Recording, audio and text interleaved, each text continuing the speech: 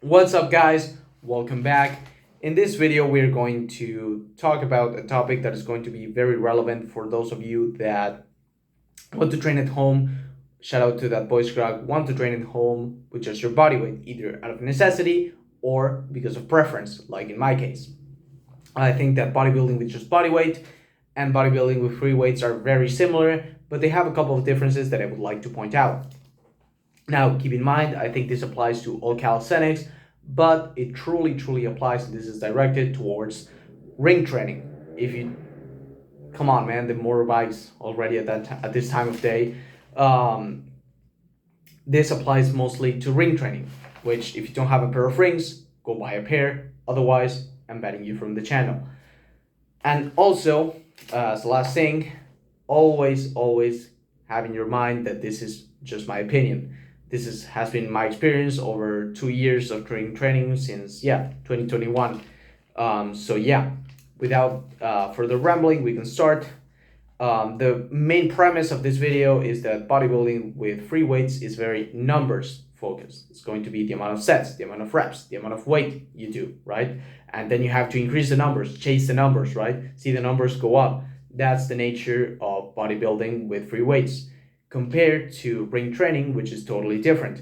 Because of the way you train with rings, you're going to be more focused on making, basically you're going to be thinking, how can I make this more difficult? How can I ensure that there's nothing else I can do with this weight, with these sets, with this amount of reps before I need to jump in weight, right? So you want to get the most out of the least, which we could call this a mastery approach, or let's just say a mastery focus, right? That would be the way you should approach it.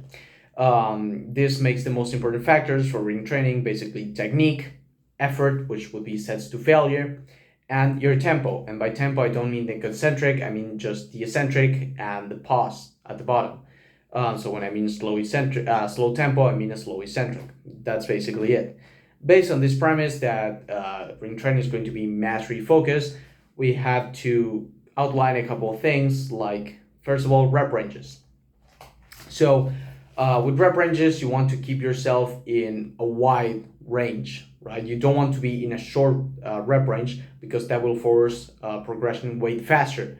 Instead, you want to have a wider rep range so you can stay more time with the same weight and truly master it. So instead of 3 sets to 4 to 6, what would be better would be 6 to 10, 6 to 12, 6 to 15, 8 to 15, 10 to 15, 10 to 20, 3 to 7, 4 to 8, stuff like that. That's going to take way longer for you to get to a point where you need to add weight. That's going to basically by itself ensure that you master that weight. Think of it with ring push-ups. It's not the same to progress on ring push-ups doing 3 sets of 4 to 6 than to progress on it doing 4 to 8. It's going to take way longer. This allows for mastering the technique, which leads to a better mind-muscle connection, because you find ways of, for example, for the ring push-ups, truly stretching the chest to the max, then contracting it and not injuring your shoulder in the process. Also, it helps tendons in the area. It helps your tendons to catch up to the muscles and prevents injuries. And on top of that, I think you have experienced this if you do incline curls. You have a better grinding capacity for the movement. So when you first start doing incline curls, you're like this, then you reach fail and you're like, and that's it. You stop there. But once you get better at incline curls, sorry, it's very late in the day, so I'm kind of tired. Once you get better at incline curls, you really can grind that whole shit up, right? You probably get a 5-second concentric, but you're able to grind it better, and that's the thing.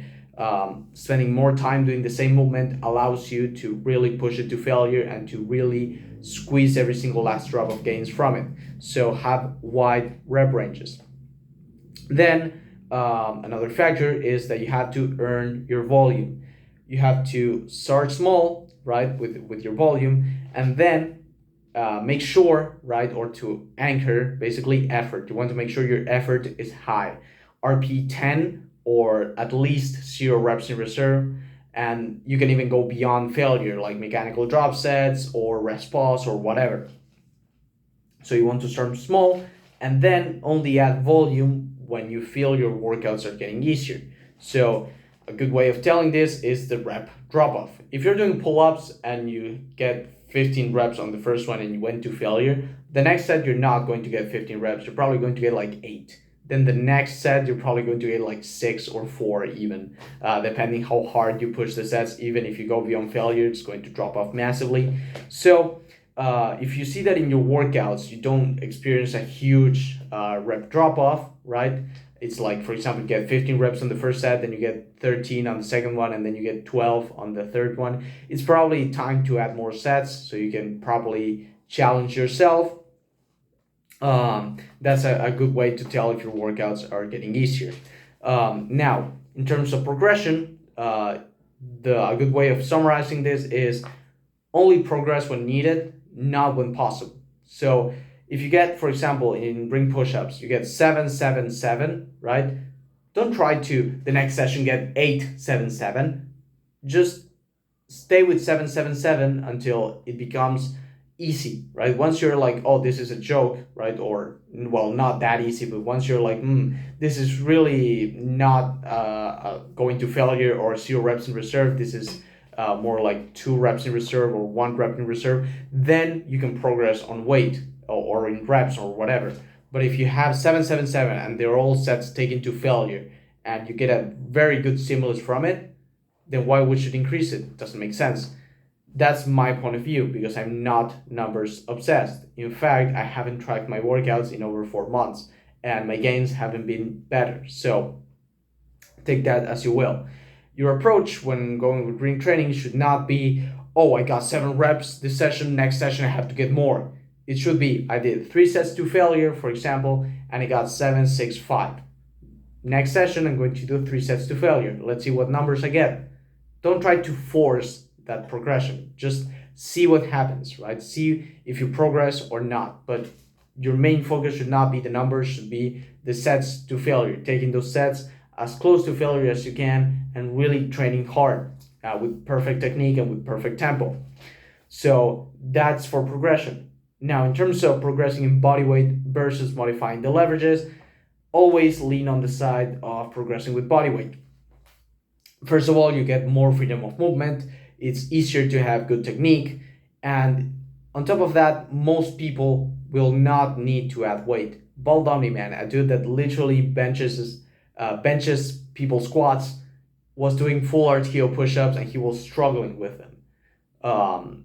Do you really think that you're going to need to add a 20 kilogram plate on your back to do your ring push-ups? I don't think so, right? I think it would be better if you just keep it body weight and just do a basic harder variation. Also, it's easier on recovery as well, and it's less of a pain in the ass to set up as well, or you also don't have to get the weighted vest or the weighted belt and stuff like that. I think that adding weights to calisthenics kills the essence of calisthenics, of doing it anywhere, anytime. That's the practicality aspect of calisthenics. I think is one of its biggest strong points. And if you add weights to that, you're kind of taking away from it. But that's just my opinion, right? Also, a good factor is that you don't attach your ego, because when you have numbers, it's very easy to attach your ego to the numbers, and then it ends up in poor technique, just for the sake of wanting to get more numbers. So yeah, on a piece of paper on top of that, which is very stupid. Also, the last factor we're going to talk about is the tempo. Basically, with tempo, you want to start with a controlled eccentric 1 to 2 seconds, and then pause at the bottom for 1 to 2 seconds.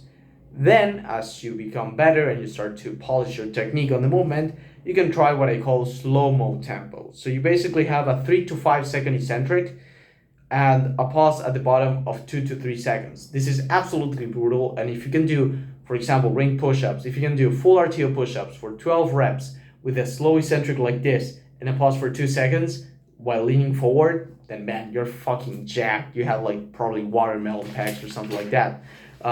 Because it's really hard. Tempo manipulation is no joke, and I would actually say that it allows for getting more disruption from less weight and less reps. I have experienced this with pull-ups. I always did control eccentric, but after seeing Dr. Mike recommending 3 seconds of eccentric and I incorporated that into pull-ups, just 3 sets fry my back completely. And I unknowingly,